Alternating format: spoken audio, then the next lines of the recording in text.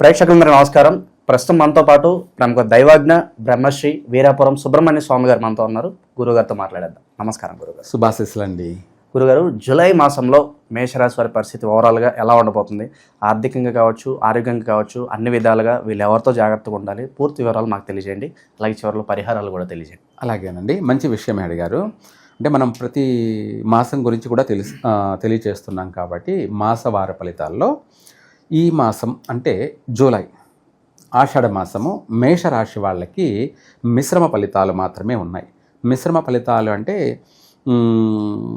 ఒడిదుడుకులు ఆటంకాలు ఎక్కువగా ఉన్నాయి. భార్యాభర్తల మధ్య మనస్పర్ధలు, గొడవలు, కొట్లాట్లు తలెత్తే అవకాశం ఉంది. ఇంట్లో కాస్త చికాకుగా కలిగించే అవకాశాలుగా ఉన్నాయి.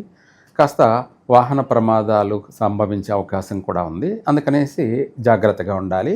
ఈ మాసం వచ్చేసి ఈ ఆషాఢ మాసం జూలై నెలంతా కూడా ఈ యొక్క మేషరాశి వాళ్ళు కాలభైరవుణ్ణి కానీ లేదంటే ఆంజనేయ స్వామిని కానీ మంగళవారం శనివారం దర్శనం చేసుకుంటూ ఆయనను పూజించుకుంటూ వెళ్తే వీటి నుంచి బయటపడతారు చక్కగా.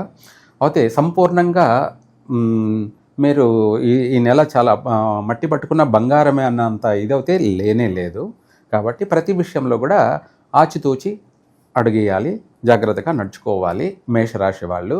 అయితే వీటికన్నా ముఖ్యంగా చెప్పాలి అంటే ఇంపార్టెంట్గా ఏదైనా ఎవరితోనా కలిసి పార్ట్నర్షిప్ బిజినెస్ పరంగా కావచ్చు, సొంత వాళ్ళు కదా అని చెప్పి యాక్సెప్ట్ చేస్తూ ఉంటారు పార్ట్నర్షిప్స్ అన్నీ కూడా. అవును, వ్యాపార పరంగా అయిన వాళ్ళతో కానీ లేదంటే బయట వ్యక్తులతో కానీ ఏదైనా బిజినెస్ పార్ట్నర్షిప్గా చేయాలి అంటే మళ్ళీ మేషరాశి వాళ్ళతో ఎటువంటి పార్ట్నర్షిప్ పనికిరాదు. అయితే అందులో ఎవరో ఒకరికి మాత్రమే కలిసి వస్తుంది, ఒకరు నష్టపోయే అవకాశం ఉంది. అందుకనేసి మేషరాశి వాళ్ళు మళ్ళీ మేషరాశి వాళ్ళని వివాహం చేసుకోవడం కానీ లేదంటే బిజినెస్ పరంగా పార్ట్నర్షిప్గా కలుపుకోవడం కానీ లేదంటే ఫ్రెండ్షిప్ చేయడం కానీ. ఫ్రెండ్షిప్ అంటే ఒకటి గుర్తుకొచ్చింది, ప్రేమ వ్యవహారాల్లో కూడా మేషరాశి వాళ్ళు మళ్ళీ మేషరాశి వాళ్ళతో ఎటువంటి ప్రేమ వ్యవహారాలు పనికిరావు. ఎందుకంటే నష్టపోయే అవకాశము ఉంది, లేదంటే విడిపోయే అవకాశాలు కూడా ఉన్నాయి. సో ప్రేమ అయితే సక్సెస్ అయ్యే అవకాశం తక్కువ అంటారు. 100% ప్రేమ వ్యవహారాలు అనేది మేషరాశి వాళ్ళు మళ్ళీ మేషరాశి వాళ్ళతో ఎటువంటి ప్రేమ వ్యవహారాలు పనికిరావు. ఒకటేం కాదు, ప్రేమ వ్యవహారాలే కావచ్చు, ఫ్రెండ్షిప్గా కావచ్చు, లేదంటే బిజినెస్ పార్ట్నర్షిప్ కావచ్చు, లేదంటే ఇంకా లైఫ్ పార్ట్నర్ అంటే జీవిత భాగస్వామిగా కావచ్చు. ఇటువంటివన్నీ కూడా మేషరాశి వాళ్ళతో ఎటువంటి సత్సంబంధాలు పనికిరావు. ఎవరో ఒకరికి మాత్రమే కలిసి వస్తుంది, ఒకరికి మాత్రం నష్టమే జరిగి తీరుతుంది. అయితే వివాహ జీవితం అనేది ఏంటంటే ఇద్దరికీ నష్టాలే. అంటే వివాహం మనము మేషరాశి వాళ్ళని చేసుకోవచ్చా అనేది కూడా చాలామందికి అవగాహన ఉండకపోవచ్చు. అందుకనేసి చూసే ప్రతి ఒక్కరికి కూడా ఒక అవగాహన, ప్రతి విషయాన్ని అందరినీ అడగకుండా ప్రతి చిన్న విషయానికి కొన్ని విషయాలు వాళ్ళంతటా వాళ్ళకే అందరికీ కూడా భక్తులందరికీ కూడా అవగాహన ఉంటే వాళ్ళకు ఒక ఐడియా ఉంటుంది. అవును, గురువుగారు చెప్పారు, వీళ్ళతో చేయొచ్చా చేయకూడదా, లేదంటే ఈ రాశి వాళ్ళని చేసుకోవచ్చా చేసుకోకూడదా అనేది అందరికీ కూడా ఒక అవగాహన ఉంటుంది. కాబట్టి మంచి జరుగుతుంది. ఇవన్నీ కూడా భవిష్యత్తులో అంటే ఎప్పుడైనా కానీ, ఇప్పుడే కాదు ఎప్పుడైనా కూడా వీళ్ళతో ఎటువంటి సంబంధాలు పనికిరావు.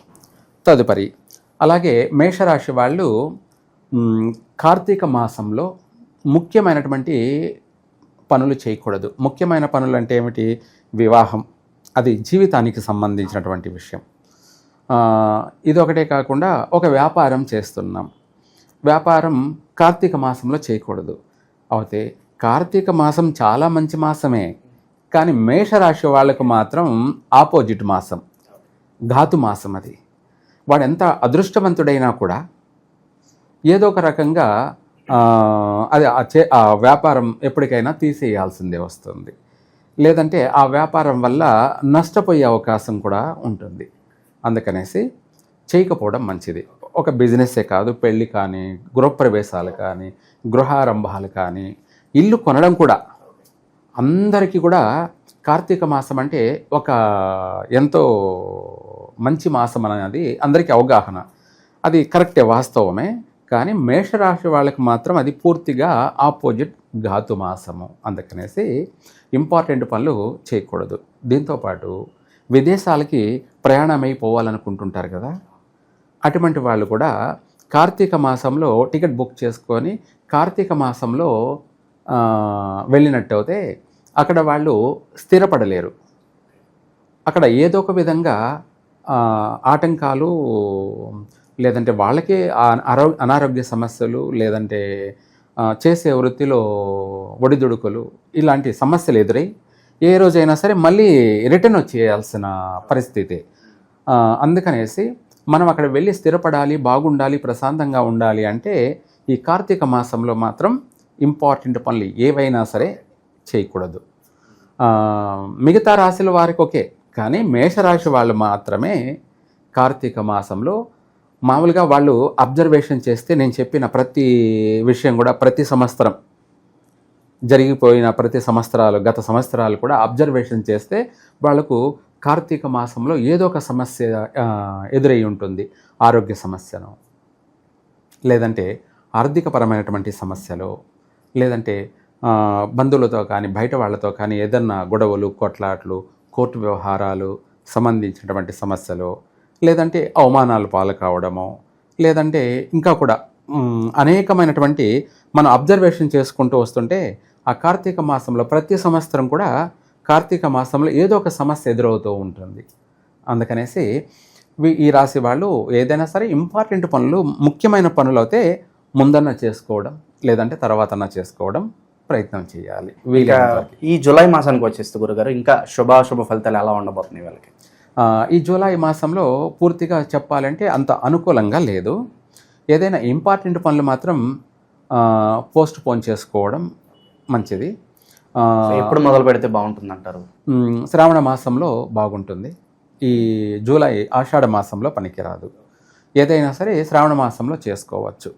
ప్రజెంట్లీ అయితే ఎటువంటి కార్యక్రమాలైనా పనికిరావు. సో ఏలనాటి శని ప్రభావమే ఇదంతా, దీనికి రీజన్ అనుకోవచ్చు మనం?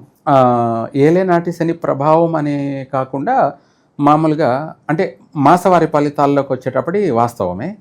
మాసవారి ఫలితాల్లోకి వచ్చేటప్పటికి మామూలుగా కార్తీక మాసం అనేది అది పుట్టిన ఆ యొక్క ఎవరైనా సరే ఆ రాశిలో పుట్టిన వాళ్ళందరికీ కూడా ఘాతు మాసం కార్తీక మాసం. అందుకనేసి పనికిరాదు. తర్వాత తిథులలో పాడ్యమి, షష్ఠి, ఏకాదశి తిథులందు ముఖ్యమైన పనులు చేయకూడదు. పాడ్యమి, షష్ఠి, ఏకాదశి ఈ 3 తిథులందు కూడా ఇంపార్టెంట్ పనులు చేయకూడదు, కలిసి రాదు. ఇక విద్యార్థులకు ఎలా ఉంటుంది గురుగారు? ఈ జూలై మాసంలో కొంచెం కష్టే పలి జూలై మాసంలో. తర్వాత బాగానే ఉంటుంది, ఓవరాల్గా తీసుకుంటే బాగానే ఉంటుంది. సో పార్ట్నర్షిప్ కాకుండా ఇండివిజువల్గానే ఏదైనా వ్యాపారాలు వీళ్ళు మొదలు పెట్టుకోవాలంటే ఎలాంటి రంగాల్లో వీళ్ళు పెట్టుబడులు పెట్టుకోవచ్చు అంటారు? ఈ మేషరాశి వాళ్ళు A to Z talent persons, అంటే మల్టీ టాలెంటెడ్ కాబట్టి ఏదైనా వాళ్ళకు అవగాహన ఉన్నది వాళ్ళు చేయొచ్చు. ఇక కోర్టు సమస్యలు కావచ్చు, పోలీస్ స్టేషన్ చుట్టూ కొన్ని రకాల సమస్యలతో తిరుగుతూ ఉంటారు గురుగారు, వాళ్ళకి ఉపశమనం లభించాలంటే ఎంత సమయం పట్టవచ్చు అంటారు?